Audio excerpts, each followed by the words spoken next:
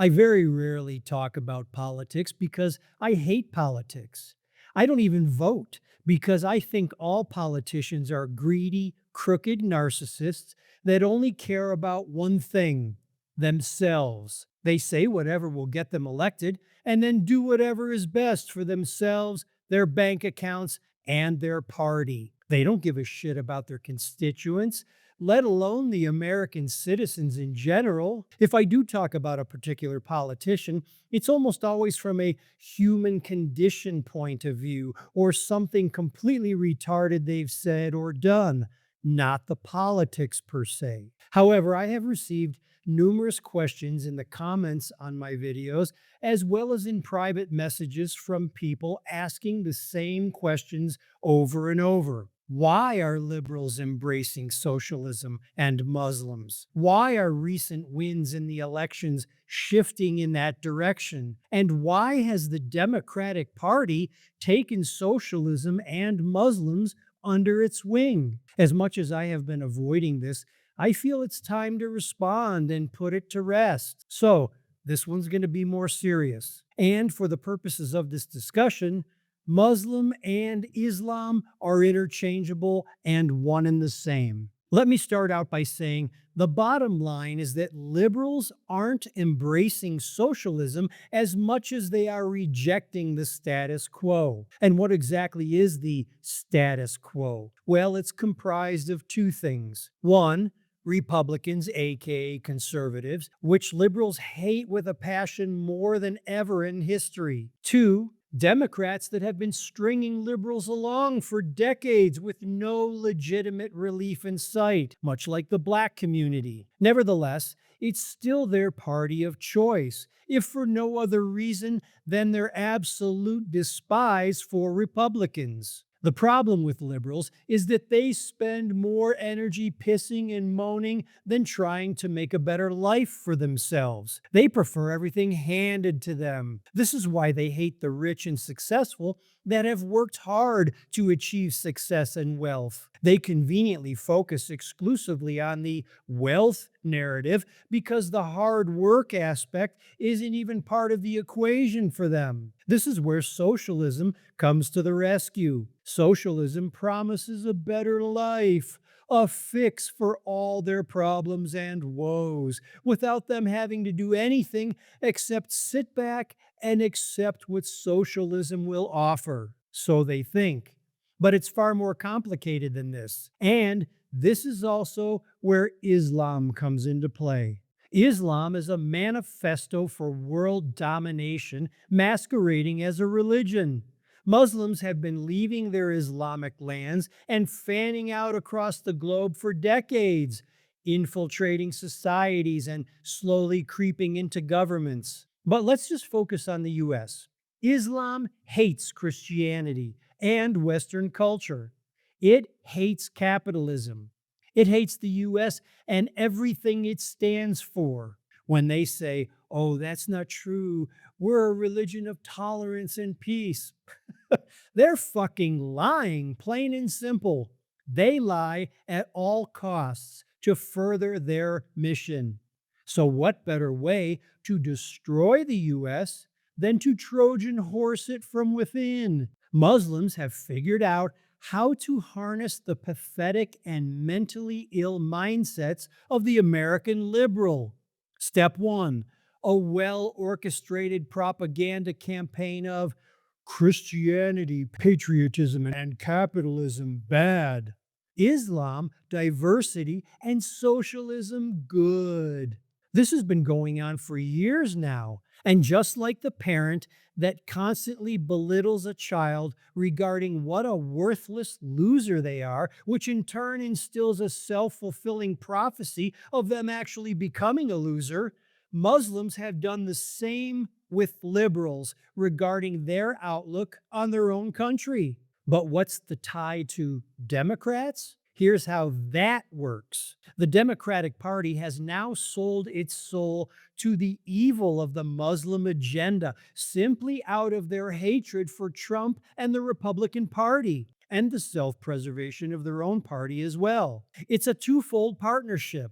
While Muslims hate Democrats just as much as any other American, they needed to latch on to Democrats to fast pace their agenda because on their own, they'll never get the votes needed to win anything if they run as their own party against Democrats and Republicans. At the same time, while Democrats don't really agree with most of the socialist agenda bullshit, they are allowing Muslims to run as democratic socialists under their party umbrella, as they can't risk leaving Muslims out in the cold to run as their own party and take away a portion of Democrat votes, allowing Republicans to win. So for the Democrats, it's like the old saying, keep your friends close, but your enemies closer. For Muslims, it was a well orchestrated plan that falls right in line with their vile, evil mission to one day destroy the US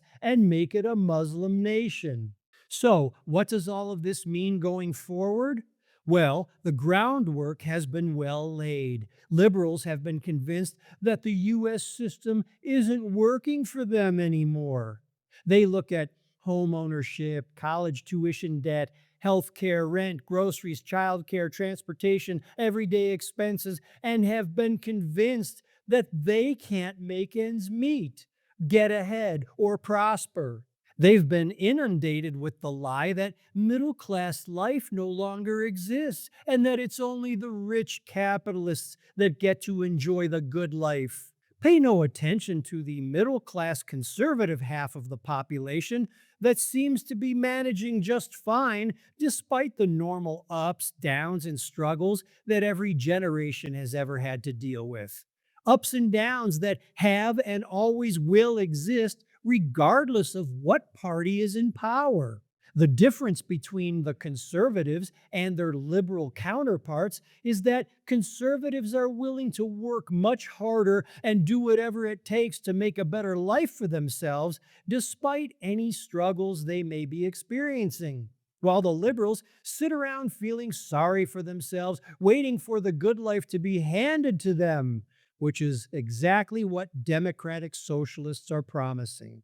Anyone with a brain and an ounce of common sense that has actually paid attention to history instead of wanting to rewrite it knows that socialism is a country destroyer and never works as promised for its citizens, as only those at the top enjoy lavish lifestyles while the rest of the population suffers. However, liberals in the US are convinced that socialism works, and this is pretty much based solely on their love for socialism in the Netherlands, Sweden, and Denmark. Not an argument can go by regarding capitalism versus socialism without a liberal telling you that socialism does in fact work and that the Netherlands, Sweden, and Denmark are living proof of this. This is how uninformed and retarded liberals are, because the reality is that the Netherlands, Sweden, and Denmark are actually robust capitalistic societies and economies. However, they also embrace a comprehensive social safety net.